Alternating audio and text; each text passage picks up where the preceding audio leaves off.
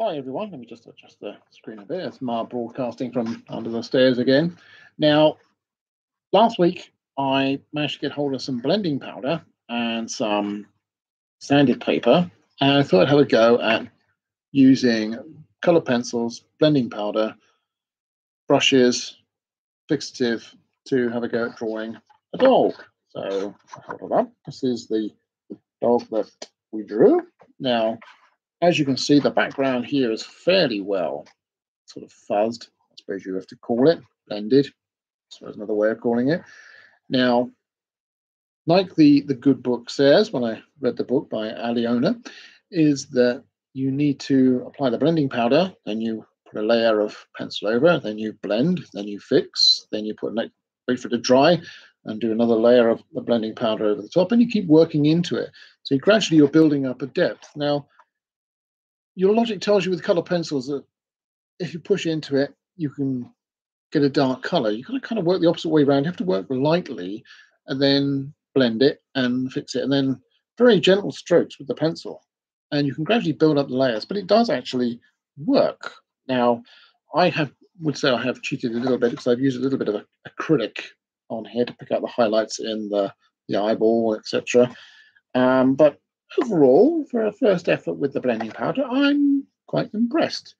As you can see, it's only a small piece of paper, so we won't go overboard. But the paper's quite expensive. That's the only downside of it. Now, there's supposed to be something you can buy which enables you to create this kind of surface, but I've not tried that yet. So that's something I've got to sort of experience and have a go at. But my next effort, I might try and do something like a ship in the fog. One thing I will say about this blending sort of paper and technique, it kind of lends itself to that sort of misty, murky kind of background. If you're kind of doing detail, then it doesn't kind of work that way. And the paper does take getting used to because it's sort of like abrasive, and it's almost like working on the top side of a sheet of sandpaper, which effectively it is.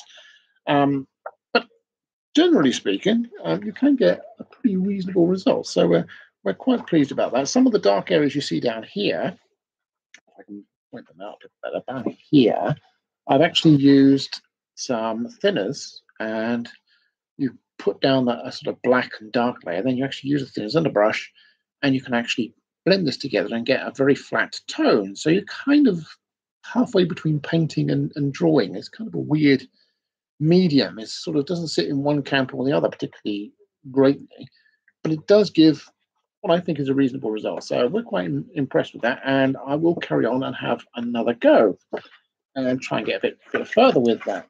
Now, aside from that, we were also looking at oil painting, and I haven't forgotten about it. So this is a piece of MDF, and on here you can see that we've kind of just started putting in trees and blocking in some of the colors with an acrylic paint.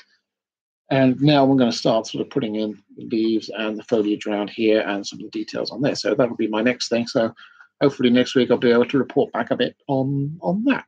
So that's it for this session. Quite a rapid fire session, but thankfully I managed to get the webcam to work because it wasn't really playing ball this evening. But hopefully I'll see you again next week. So keep scribbling, everybody.